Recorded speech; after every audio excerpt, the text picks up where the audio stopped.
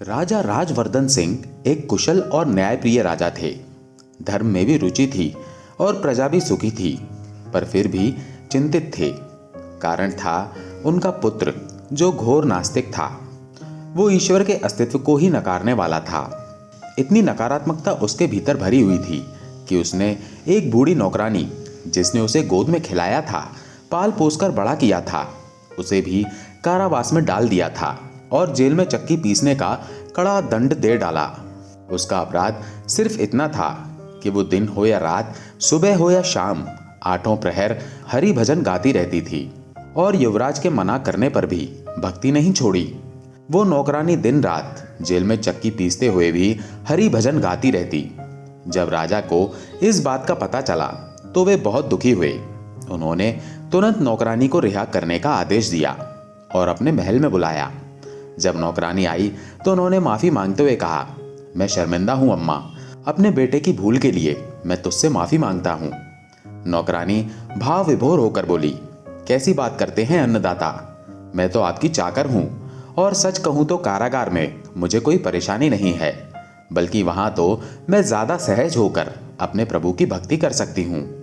राजा ने सुना और नौकरानी को अपनी चाकरी से मुक्त कर दिया ताकि भविष्य में युवराज उसे भजन गाने से रोक न सके और ईश्वर का भजन गाने वाली उस महिला को आर्थिक आधार पर कोई दिक्कत न हो। इसलिए उसकी तनख्वाह भी बहाल रखी।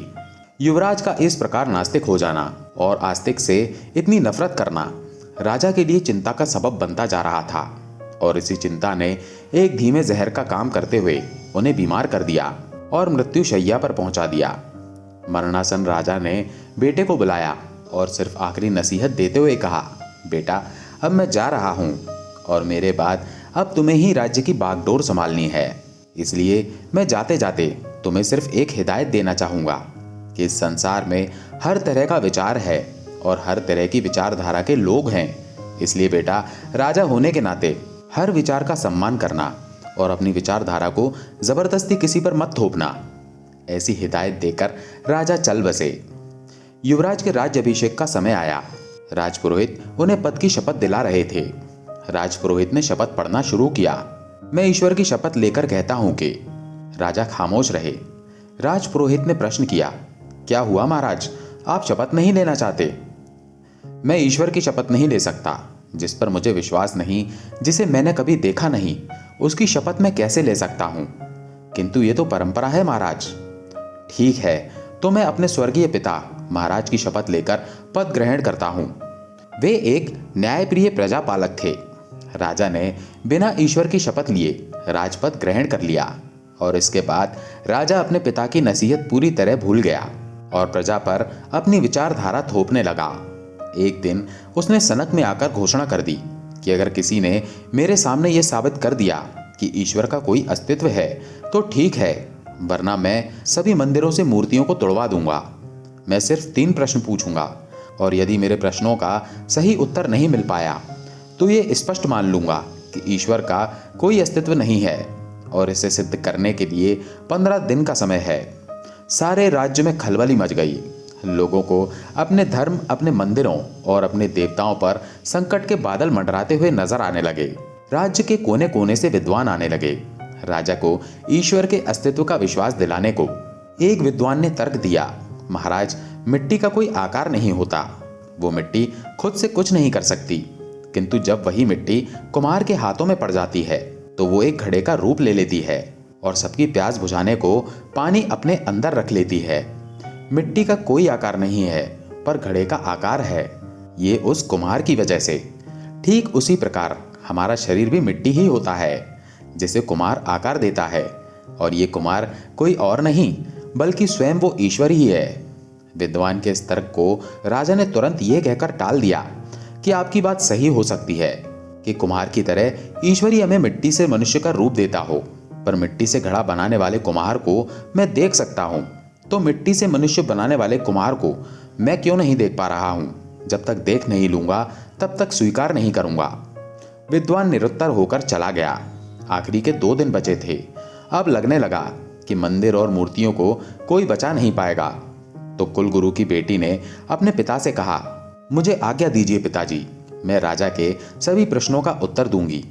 कुलगुरु शंकित थे, पर मंदिरों और मूर्तियों को बचाने का यही अंतिम उपाय समझकर उन्होंने अपनी बेटी को राजा से शास्त्रार्थ के लिए भेज दिया। राजा के दरबार में पहुंचकर उस कन्या ने महाराज को प्रणाम कर उनके प्रश्नों का उत्तर देने की चुनौती को स्वीकार करते हुए कहा, प्रणाम राजन, कहिए राजन, क्या है आपके प्रश्न? राजा बोला, पहला प्रश्न, क्या ईश्वर है, और यदि है तो दिखाई क्यों नहीं देता? कुलगुरु की बेटी ने उत्तर में कहा, मैं ईश्वर का प्रमाण देने को प्रस्तुत हूं, किंतु पहले मुझे कुछ चाहिए। क्या थोड़ा सा दूध मिलेगा? राजा ने एक कटोरा दूध मंगवाया। लड़की ने पूछा, बताइए राजन, इस पात्र में आपको क्या दिखाई दे रहा है? राजा बोला, दूध है तो दूध ही दिखाई देगा। लड़की ने पूछा, दूध के अतिरिक्त आपको कुछ और दिखाई दे रहा है? राजा बोला, नहीं। लड़की ने कहा, आपको दूध के अतिरिक्त कुछ और नहीं दिखाई दे रहा, मगर मुझे तो मक्खन भी दिखाई दे रहा है। क्या आपको मक्खन दिखाई दे रहा है?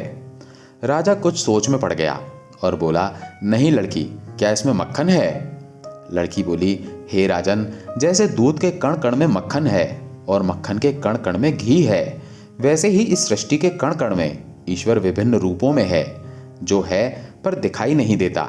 जैसे दूध से मक्खन पाने के लिए उसे मथना पड़ता है, उसी प्रकार परमात्मा को पाने के लिए वेदों का अध्ययन, सत्संग का श्रवण और ईश्वर के स्वरूप का लगातार ध्यान करने से उसका अनुभव किया जा सकता है। हे राजन, क्या आपको अपने पहले प्रश्न का उत्तर मिल गया?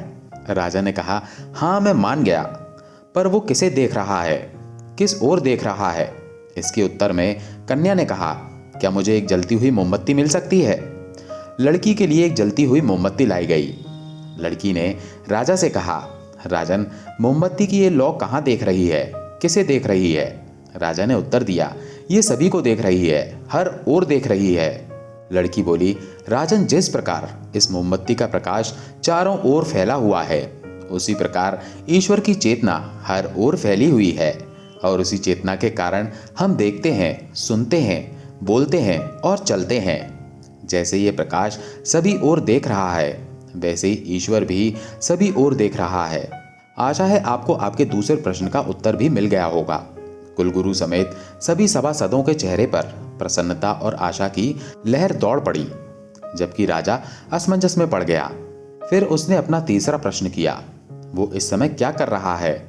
लड़की ने फिर विद्वतापूर्ण उत्तर दिया, राजन, इस समय मैं आपके प्रश्नों का उत्तर दे रही हूँ, इसलिए मैं आपकी गुरु हुई और आप मेरे शिष्य, किंतु मैं अभी खड़ी हूँ और आप बैठे हुए हैं।